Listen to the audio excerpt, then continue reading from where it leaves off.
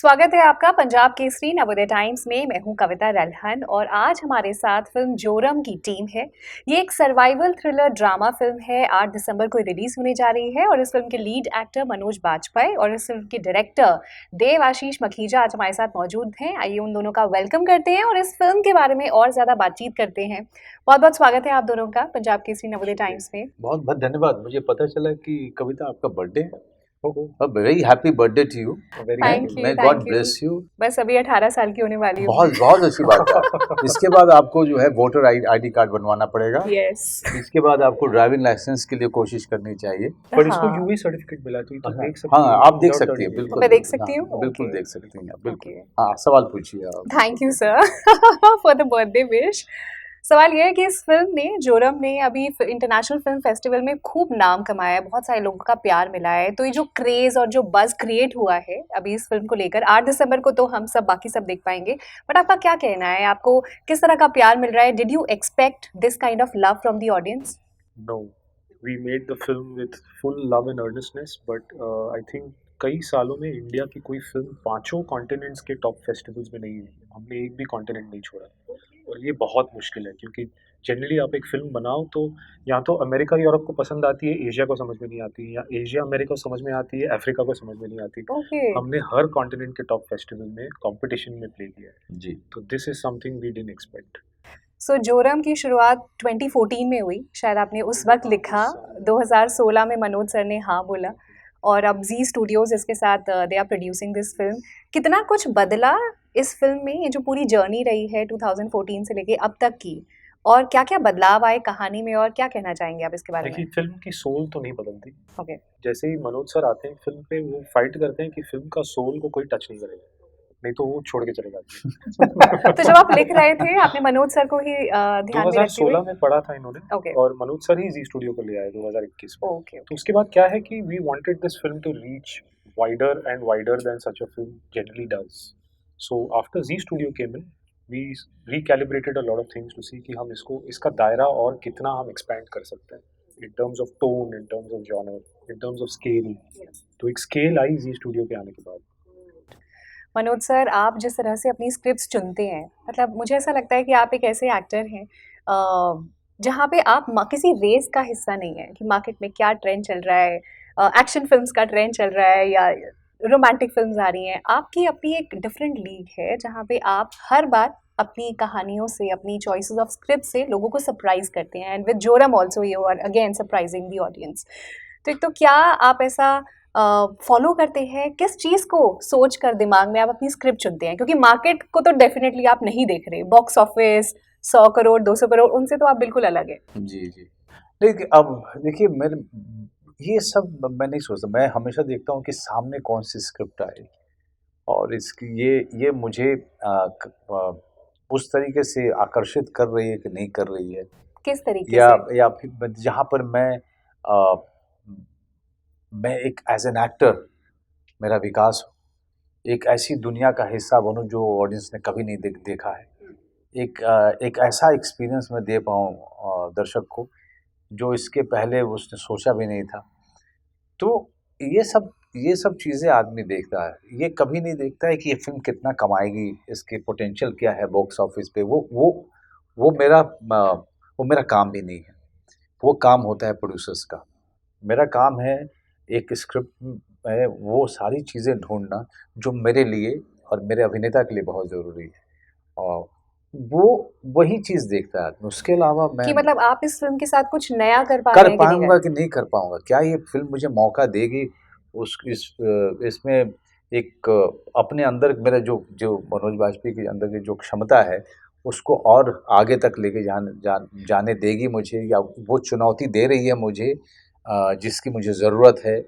अपने comfort zone से बाहर निकल वो तो पाना। हमेशा उसी की तलाश हमेशा रहती है। कंफर्ट ज़ोन तो मेरा, वैसे भी मेरा कंफर्ट ज़ोन कुछ है नहीं। अच्छा, हाँ, एक्चुअली मेरा बिल्कुल। जी। तो मैं हमेशा कहता हूँ कि मैं पागलों की तरह से आराम करता हूँ और पागलों की तरह से काम करता हूँ। कोशिश यही रहती है कि मनोज बाजपेयी डायरेक्टर से पहले मैं मनोज बाजपेयी को सरप्राइज़ करूँ कि तू सोचता था कि तू नहीं कर सकता है, लेकिन तूने कर दिया। तू सोचता है था कि इस स्क्रिप्ट के साथ इतना ही अचीव हो सकता है, लेकिन तूने कुछ ज़्यादा अचीव किया। ये इस तरह की चीज़ें मेरे दिमाग में चलती है। मतलब खुद से ही कंपटीशन करते हैं आप। कंपटीशन क्या, मतलब खुद को ही चुनौती देता रहता हूँ, और फिर बाकी चुनौती जो है वो जो बची खुची होती है वो डायरेक्टर ला के सामने दे देता है। या कितनी खुशी छीन चुनौती लेता दी। है। देव सर, आप लोग तीसरी बार एक साथ आ रहे हैं। आपने शॉर्ट फिल्म तांडव करी और फिर उसके बाद भोसले में आपको नेशनल अवार्ड भी मिला। तो अब जोरम के साथ लेवल और ऊपर जाएगा। इंशाल्लाह, होपफुली। वही उम्मीद से बनाई हमने। हाँ जी। जी। क्या चैलेंजेस फेस किए? बिकॉज़ झारखंड की कहानी है, माओवादी के ऊपर ये फ़िल्म है। एक फ़ादर किस तरह से अपनी 3 महीने की बेटी को प्रोटेक्ट कर रहा है, किस तरह से फ़ाइट कर रहा है सिस्टम के साथ। तो ये तो फ़िल्म की कहानी है जो हमें नज़र आ रही है। लेकिन फ़िल्म शूट करते वक़्त जिस टेरेन में आपने शूट किया, जिस तरह के आपके बाकी चैलेंजेस रहे होंगे, उनके बारे में आप बात करना चाहेंगे?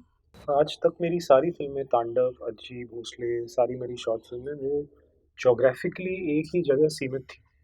ये महाराष्ट्र से लेकर झारखंड वो पूरा ज्योग्राफी स्पैन करती है ये कहानी। To be able to stay true to the interiority of a character while you are traversing such a wide exterior landscape was very challenging in the writing, then in the seeing of the film, and then I think the performing of the film, क्योंकि एक interior में बहुत कुछ चल रहा है और exterior में इंसान बच्ची को लेकर भाग रहा है।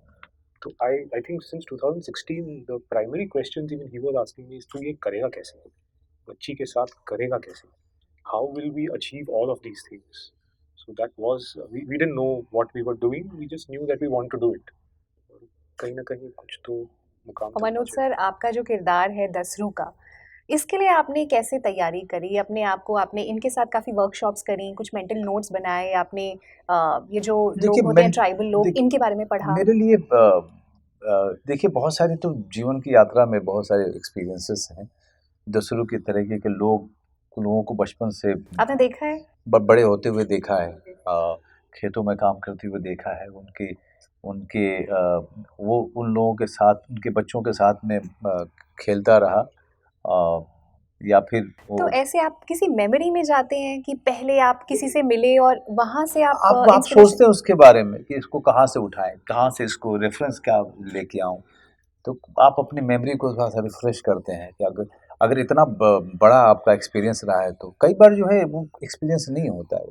तो आप अपनी इमेजिनेशन पे बहुत ज़्यादा विश्वास करते हैं, या फिर जो डायरेक्टर का रिसर्च होता है वो रिसर्च आप मांगते हो, उसको पढ़ते हो। फ्लाइट में जा रहे हो तब पढ़ लिया, फ्लाइट में कुछ नोट कर लिया आपने। और फिजिकल और मेंटल नोट्स में बहुत बनाता हूँ, बहुत ज़्यादा। लेकिन फिर मैं उसको शूटिंग पे कैरी नहीं करता हूँ कभी भी। I I I over prepare and then I completely leave it out। वो ज़रूरी होता है, क्योंकि अगर मैं उसको ले करके शूटिंग पे गया तो मैं देवर्षि के साथ झगड़ा ही करता रहूँगा। कहीं ना कहीं मेरा अप्रोच भी वही है। I right, think we have an overlap in an approach, right, lots of prep and lots then of be open to what's coming to you yes. On shoot. वो उतना प्रेप करना एक बहुत ज़रूरी है, so that you are aware completely, aware about the happenings backwards. एक बार वो पता चल गया, एंड फिर मेरा ये होता है कि then I start thinking about it. मैं जब when I go for my run I am only thinking about जोर दसरू, कि इसको ऐसे करना है, इसको ऐसे करना है। फिर कोई घटना घट जाती है मेरी अपनी ज़िंदगी में, या कोई ये वाकया याद आता है किसी और चीज़ का, उससे लेना देना नहीं है जोरम का, लेकिन मुझे लगता है कि यार ये कैरेक्टर में आना चाहिए, ये अच्छा रहेगा। मेंटल नोट्स, फिजिकल नोट्स और बनते पूरा रहते हैं। रहते हैं आप, जीते हैं पर उस जीता हूँ, किरदार के हाँ, साथ। हाँ। बाकायदा जीता हूँ मैं। और फिर देवाशीष का वर्कशॉप होता है शूटिंग से पहले, फिर उसको आप ज्वाइन करते हो, कुछ चीज़ें ट्राई करते हो, कुछ चीज़ें आपको लगता है नहीं ये ऐसे वर्क नहीं हो रही है, तो नोट्स आपने बना लिया, आपने अपने घर के अंदर कर लिया, लेकिन ये वर्क नहीं कर रहा है, ओके ये नहीं वर्क कर रहा है, तो फिर इसको आप किसी और चीज़ से रिप्लेस करते हो। फिर देवाशीष बहुत सारी चीज़ें बोलता रहता है, then even those things become very important for you to get into the character. So there are too many things. It's a journey. It's an ongoing journey.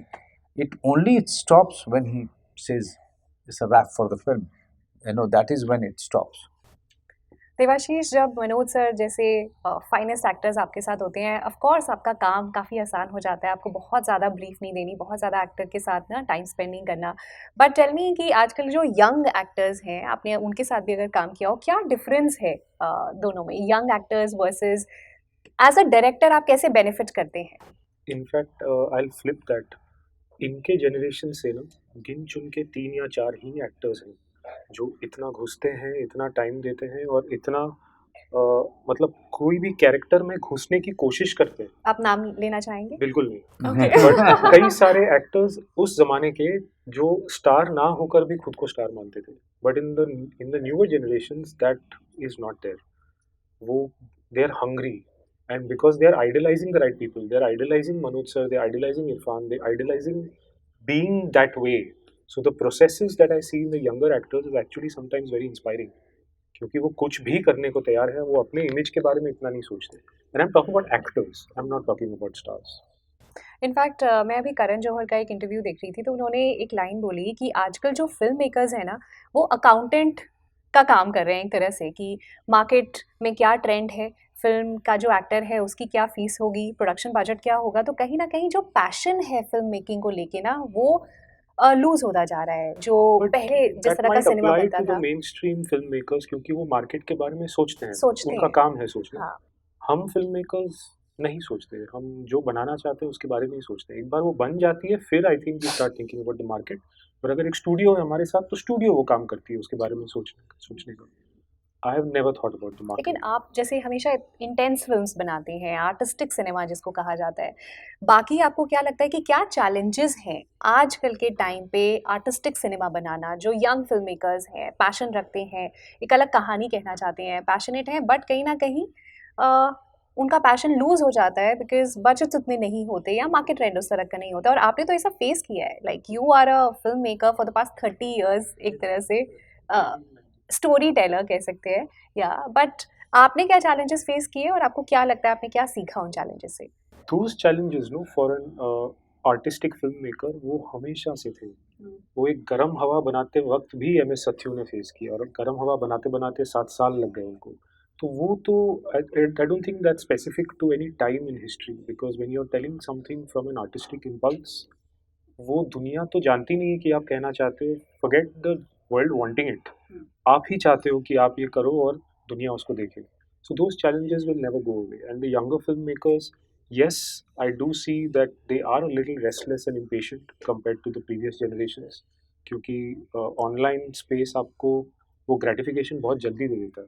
So the only thing I keep telling them is that just keep at it, go slow, it never came easy to any of us. Manoj sir, ये film Joram आपको क्या लगता है कि masses को appeal करेगी, हर तरह की ऑडियंस इसको पसंद करेगी? पता नहीं, लेकिन इतना हम जरूर मानते हैं कि एक महान फिल्म बनी है और जो भी फिल्म देखने जाएगा वो ज़रूर 10 लोगों को रेकमेंड करेगा, 10 लोगों को थिएटर के अंदर भेजेगा। ये पूरा विश्वास है मुझे। लेकिन उसके लिए कुछ लोगों का फिल्म देखना बहुत ज़रूरी है। एक बार वो देख लेंगे तो ये खुद ही ज़िम्मेदारी महसूस करेंगे कि यार इतनी कमाल की फिल्म मैं देख के आ रहा हूँ, इतना कमाल का अनुभव होके मैं लेके आ रहा हूँ। इसे मुझे दोस्तों को, अपने परिवार को ज़रूर दिखानी चाहिए। ये ज़रूर होगा। और आप किसी पर्टिकुलर सीन के बारे में बात करना चाहेंगे जहाँ इसका क्लाइमेक्स बहुत बढ़िया है। इस तरह के क्लाइमेक्स लोगों ने देखा नहीं है और इसके बहुत सारे मोमेंट्स ऐसे हैं कि लोगों ने हिंदुस्तान के सिनेमा में देखा नहीं है। All thanks to such a fine director. And because he's the script writer, he's the director, the vision that uh, we were all following, this team and the cast and crew, everyone was his. So it's all because of him that you're going, and the cameraman.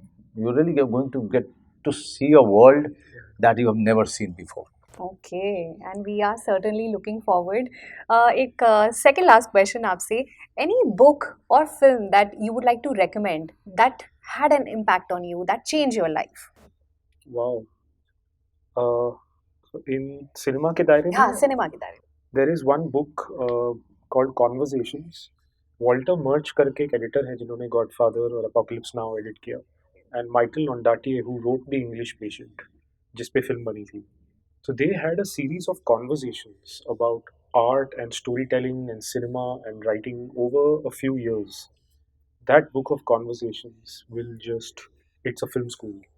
It's a Right. storytelling school. It's an unbelievable book. मेरे इतने notes है उसमें कि वो pages फटने लगे हैं. अच्छा. It's an incredible book. And film. एक फिल्म है जिसके वजह से शायद मैं बम्बई आया. Okay. छोटी सी कहानी, I'll take a minute to say. Yeah. So I was never a film buff. मैंने growing up I've not watched films, but in college I was studying economics और कुछ 22 लोगों ने हमने डिसाइड किया हम एक फिल्म देखने जाते हैं. क्योंकि 21 लोग जा रहे थे तो मैं भी चला गया. जी. 2 थिएटर्स है कलकत्ता में, न्यू एम्पायर, लाइट हाउस, दोनों बंद पड़ गया. और साइड बाय साइड यहाँ पे वो एक फिल्म चल रही थी जो देखने वो गए, बट मुझे इंटरेस्ट नहीं था इसमें. यहाँ पे एक दूसरी फिल्म लगी थी, मैं अकेले गया इसको देखने. ये थी सेविंग प्राइवेट रायन. मैं देखने गया थिन रेड लाइन. हम्म, और थिन रेड लाइन देखकर hmm. My mind blew. I am like ये भी सिनेमा हो सकता है. And that sort of got me thinking about film making. Wow, I'm going to watch that. Manoj sir, आप कोई film या कोई बुक जिसने बहुत ज़्यादा इम्पैक्ट रखा हो मनोज बाजपेयी के ऊपर? बहुत सारी किताबें हैं जिसने बहुत सारे इम्पैक्ट छोड़े हैं. अ, बहुत सारे मैगजीन है जिनको मैं उस समय सब्सक्राइब करता था, फिर बंद भी हो गई. मैंने हंस जो है एक पत्रिका आती है उसको कुछ सालों तक मैं उसको सब्सक्राइब करता रहा. मतलब सालों से मैं I could not do without हंस. तो उसका मंथली आता था वो. पर हाल फिलहाल में जिस किताब ने मुझे सबसे ज़्यादा इनर तौर पे बहुत ज़्यादा चेंज किया है इस ऑटोबायोग्राफी ऑफ योगी. और एक क्रिया योग करके एक और किताब है, an American lady is talking about her journey into क्रिया योग. Okay. तो मैं बहुत ज़्यादा किताबें इस तरह की बहुत ज़्यादा पढ़ता रहा हूँ हाल फिलहाल में. which has और to do- फिल्म्स किस तरह की देखते हैं आप? हर तरीके की. सिनेमा बफ हूँ मैं कम्प्लीटली. मैं हिंदी से ज़्यादा मैं मलयालम फिल्म देखता हूँ. चलिए मलयालम या फिल्म बता फिर दीजिए. या फिर नेटफ्लिक्स. लेटेस्ट अभी लास्ट फिल्म कौन सी देखी आपने? लेटेस्ट मतलब नेटफ्लिक्स अमेजोन से ज़्यादा मैं मूवी ज़्यादा देखता हूँ, एप्पल टीवी ज़्यादा देखता हूँ जी. लेटेस्ट कौन सी फिल्म जो आपको पसंद आई हो, बहुत पसंद आई हो और आपको लगा हो कि मैं इसमें हाँ. होता? अरे एक अभी मैंने फिल्म ख़त्म किया, वो मैंने देखी नहीं थी, मुझसे रह गई थी. क्योंकि जब मैं एक्टिंग कर रहा होता हूँ, फिल्म पे काम कर रहा होता हूँ, तो मैं सिर्फ उसके बारे में सोच रहा होता हूँ. मैं कुछ और देख नहीं सकता हूँ या पढ़ नहीं सकता. कोई स्क्रिप्ट कोई दूसरे डायरेक्टर की पढ़ भी नहीं पाता, because mind is always occupied. एक फिल्म है गरुड़ गावना वृषभ वाहन, कन्नड़ फिल्म. कन्नड़ फिल्म है. ओके. और मैं उस फिल्म देख करके मैं अभी भी उसके इम्पैक्ट क्या में. परफॉर्मेंस है. क्या सबटाइटल्स के performance साथ है. देखते हैं आप इस तरह की सबटाइटल्स फिल्में? डेफिनेटली, मुझे तो करना आती नहीं है, लेकिन मैं वो फिल्म देख के मैं पागल हो गया. मैं अभी क्या 2 है दिन वो? से मैं उसी के इम्पैक्ट में घूम रहा हूँ कम्प्लीटली. Wow, nice. अच्छा, मैं जानना चाहती हूँ कि आप दोनों को सोशल मीडिया के जो लिंगोज हैं वो कितने पता हैं? आई एम श्योर आप मुझे जवाब दे बिल्कुल दोगे. नहीं पता. आप दे देंगे. मुझे बहुत इजी बिल्कुल लिखे ही हुए नहीं हैं. मुझसे ज़्यादा पता है. मुझे तो बिल्कुल मतलब नहीं पता. आई एम सो अपनी बैड. डॉटर से सुने होंगे आपने थोड़े बहुत. वो तो एक वक्त जब वो तो बात करते हुए कहती है कि पापा you know my friends came and they said this lol. What were they saying? मुझे क्या व्हाट डिड यू से? लॉल. लॉल. इसका मतलब क्या है? For the longest time I thought it was lots of love. Laugh out loud. हाँ. Laugh I thought it was lots of love. ये जोर से हंसना, जोर से हंसी वाली बात. वैसे बात करते हुए लॉल बोलते हैं सब. चलिए quick Yeah. Quick quick YOLO. ये लो. क्या बात है. मनोज बाजपेयी वो ने लो. योलो का बना दिया ये लो. हाँ? यू वो लिव ओनली वंस, ये है इसका मतलब. हैं? TNTL. तमिलनाडु. सोशल मीडिया लिंगो है ये, मनोज बाजपेयी लिंगो नहीं है. मुझे क्या पता. मुझे भी नहीं मालूम. ट्राइंग. अच्छा सीखो हाँ. ना फिर. हाँ. TNTL is trying not to laugh. ठीक है. Okay. तो ट्राइंग नॉट टू लाफ बोल दो ना. मतलब बेसिकली क्या टाइम जाता है ना This is आजकल TNTL. यंगस्टर्स के This is pass. TNTL. FOMO, ये तो बताओ. Fear of missing out. fear of missing out. Correct, ये तुम्हें ये आया. हम सबको OOTD. OOTD क्या है? अभी आजकल मैंने पढ़ा है कहीं पे. Outfit of the day. Outfit of the day. अरे बाप रे. Your OOTD. Okay. Just like a wow. Just like wow. ये सुना है आपने? एक बार बोल के दिखा दीजिए मनोज सर, आजकल हैं? चल रहा है बहुत। ओ, मेरे लिए बोल दो। तुम्हारे लिए बोलूंगा मेरी बीवी छोड़ के भाग जाएगी। चलो बीवी। बर्थडे बर्थडे, हाँ, my birthday so wish. Elegant, so beautiful, like a wow. यही ना, यही है ना। हाँ, बिल्कुल सही बोले हैं। लिट।